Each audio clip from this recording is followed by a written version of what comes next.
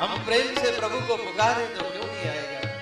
भक्ति के बंधन में बंध करके तो भगवान आता है। हा? सबसे ऊंची प्रेम सगाई है कि नहीं? बताइए। भगवान तो भगत के बस में है। भगवान सज्जनों, भगवान आ गए। कैसा सुंदर छवि है। बनमाली घनश्याम पीतवास मनोहरा। बनमाली, बनमाला को धारण किए हुए प्रभु घनश्याम, मेघों के समान जिनका वर्ण है, पीतवासा पीतंबर धारण किए हुए, मनोहरा, मन को हरण करने वाले, ऐसे दिव्य छवि को लेकर के प्रभु वहां पर प्रकट हुए और प्रभु के दर्शन करके सभी आनंदित हुए हैं। सज्जनों, अलौकिकोयम महिमा मुनीश्वरः, ये भागवत की ही तो महिमा है कि भक्ति महारानी का दुख दूर हुआ, ज्ञान वैराग्य का बुढ़ापा दूर हुआ, भक्तों के हृदय में भक्ति ज्ञान वैराग्य का वास हुआ और भक्ति ज्ञान वैराग्य का वास भक्तों के हृदय में हुआ तो भगवान को भी दौड़े दौड़े और सभी ने भगवान को निहार करके निहाल हो गए। ये किसका प्रभाव है? केवल और केवल भगवत भागवत का प्रभाव है। सज्जनों, भागवत की ये महिमा है। सज्जनों, अलौकिकोयम महिमा महिमा मुनीश्वरा सप्ताह जन्योथ विलोकितो मया। अलौकिक महिमा भागवत की। अब सज्जनों, नारद जी ने एक जिज्ञासा और रखी। अब जो जिस दुख को दूर करने के लिए वो थे, वो दुख तो उनका दूर हो गया था। भक्ति महारानी को वचन दिया था, वो वचन की पूर्ति हो गई थी। अब उनके मन में एक भाव आया कि क्यों ना मैं और भागवत के विषय में जानूं।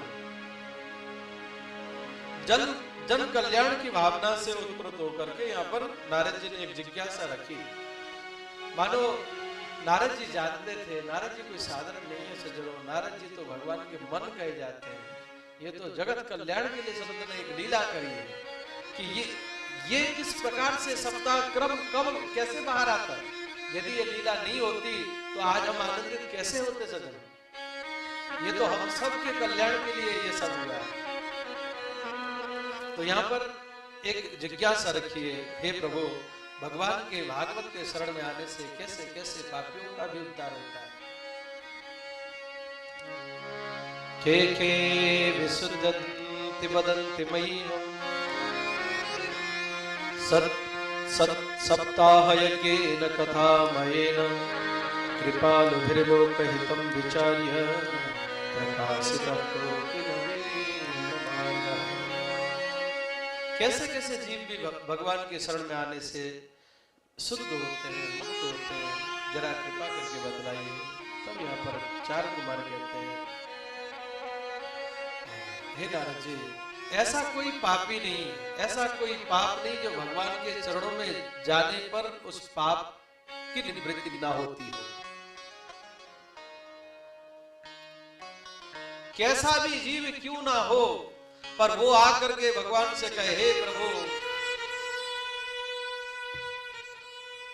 मैं अधम हूं, मुझ में सामर्थ्यता नहीं है, जैसा हूं, पापी हूं, जो भी हूं, हे भगवान, मैं आपके शरण में हूं। शरणागत के भाव से भगवान के चरण के शरण में कोई आ जाए, भागवत के शरण में आ जाए। हे नारद जी, ये मानवा पाप कृतस्तु सर्वदा सदा दुराचार मार्गगा क्रोधाग्नि दग्धा कुटिलाश कामिना सप्ताह यज्ञेन कलोपनन्ति। कैसा भी जीव क्यों न हो, जो पाप कर्मों में सदैव रत रहने वाला प्राणी क्यों न हो, सदा दुराचरण में रत रहने वाला मनुष्य क्यों न हो, क्रोध के अग्नि में जलता हुआ बंदा क्यों न हो, कुटिल कामी कैसा भी पापी क्यों न हो, सप्ताह यज्ञेन कलोपनन्ति, भागवत के शरण में वो मन से अपने आ जाए भगवान से कहे, हे प्रभु मैं आपका हूं, जैसा हूं आपका हूं, आपके शरण में हूं, इस भाव के साथ आ जाए तो हे नारद जी उसका भी कल्याण हो जाता है। अब नारद जी ने कहा, बोले महाराज ऐसा कोई हुआ है, ऐसी घटना कभी हुई है कि ऐसा पापी हो, ऐसा दुराचारी हो, उसका भी कल्याण हुआ, उसको भी भगवान ने अपने चरणों के शरण में रखी हो, ऐसा कुछ? तो एक इतिहास की कथा सुनाई। एक अत्र ते कृतिश्याम इतिहासम पुरातनम यस्य श्रवण मात्रेण पाप हानि प्रजायते। नारद जी एक इतिहास की कथा में सुनाता हूं तुमको, सुनो। जो यस्य श्रवण मात्रेण, ये कथा में इसलिए तुमको सुना रहा हूं क्योंकि इसके श्रवण मात्र से भी पाप की हानि हो जाती है। पाप की हानि यानी कि पाप नष्ट हो जाते हैं। पाप की हानि हम सब चाहते हैं, चाहते कि नहीं चाहते हैं? धन की हानि कोई नहीं चाहता। आप लोग भली चाहते हो, मैं तो कभी नहीं चाहता है? धन की हानि, पुण्य की हानि मैं नहीं चाहता। ये तो भगवान कृपा करे बढ़ता रहे, पर पाप की हानि अवश्य चाहते, हम सब चाहते हैं और चाहना भी चाहिए। पाप की हानि हो अच्छी बात नहीं, पाप की हानि होती है। इसलिए ऐसा दिव्य कथन इसको तुम सुनो। एक तुंगभद्रा नाम की नदी के तट पर एक ब्राह्मण रहते थे जिनका नाम था आत्मदेव। बड़े ज्ञानी थे, विद्वान थे। आत्मदेव पुरे तस्मिन् सर्वदेव विशारदः, सर्व वेद विशारद, सभी वेदों में विशारद उनको हासिल प्राप्त थी।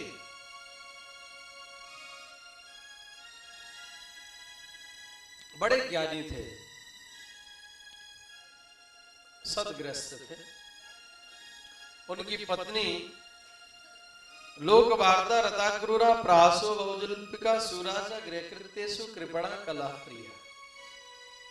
ब्राह्मण देवता जितने उनका स्वभाव था, ज्ञानी थे, विद्वान थे, समझदार थे। अर्धांगिनी जो है उनकी थोड़ी वैसी थी, क्योंकि जोड़े भगवान बनाता है ना, जोड़े भगवान बनाता है। तो उनका स्वभाव थोड़ा लोक वार्ता रहता, क्रूरा, इधर उधर की जब तक न करें तो उनका भोजन नहीं पचता था, स्वभाव होता है। क्योंकि पंडित जी बड़े ज्ञानी थे, समझदारी से वो जानते थे, क्योंकि मेरे प्रारब्ध में यही लिखी है तो दूसरी कैसे आएगी, क्यों जी? नहीं, ज्ञान के दम पर आराम से गृहस्थ जीवन चल रहा था और कथा से सूत्र।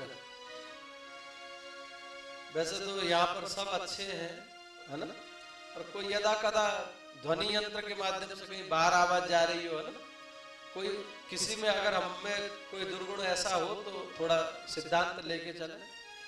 ये समझना चाहिए हम कैसे भी हो, हम गृहस्थ जीवन में हैं तो पति को ये सोचना चाहिए जो मुझे मेरे कर्म के अनुसार जो पत्नी मिली है वो सर्वश्रेष्ठ है ना, और पत्नी को भी यही भाव रखना चाहिए कि मेरे कर्म अनुसार जो पतिदेव मिले हैं वो सर्वश्रेष्ठ है। और ध्यान दीजिएगा, अपनों से बड़ा दूसरा कभी हो नहीं सकता।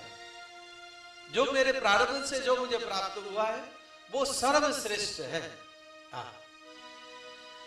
और इसी भाव के साथ जीवन बिताना चाहिए, और समझदारी भी यही है, और सुखी रहने का सूत्र भी यही है।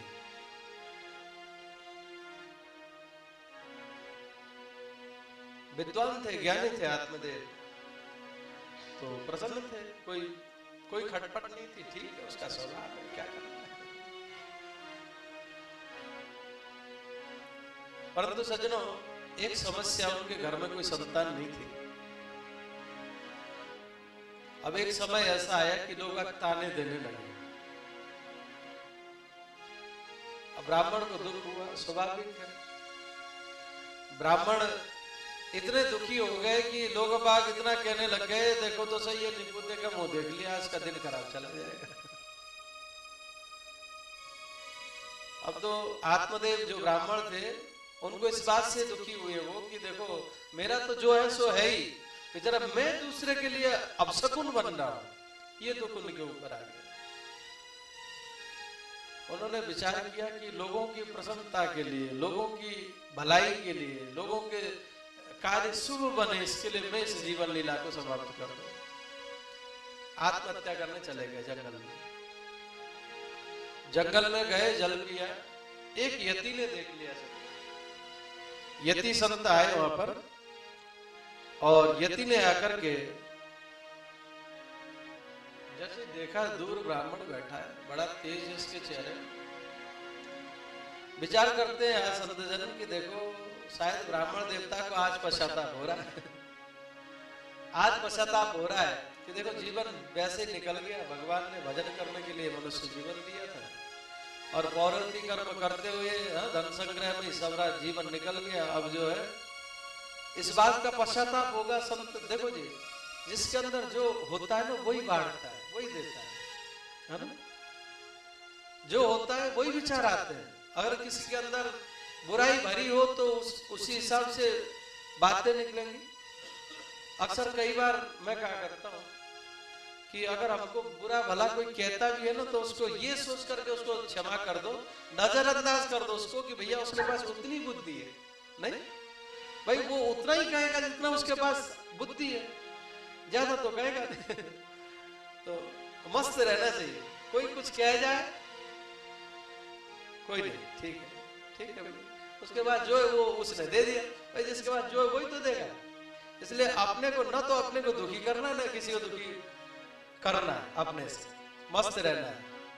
क्योंकि भगवान के द्वारा प्रदत्त ये जो है ना मनुष्य जीवन, ये आनंद के लिए है, न शोक के लिए, न चुगली के लिए, न निंदा के लिए, न इधर उधर करने के लिए। ये आनंद के लिए है, समझे कि नहीं? आनंद भी रहो और आनंद के संग में रहो। आनंद के लिए यानी भगवान का स्वरूप कैसा है? सच्चिदानंद आनंद स्वरूप। थोड़ा कह रहा हूं, बहुत समझ जाइएगा आप लोग। प्रपंच के लिए नहीं,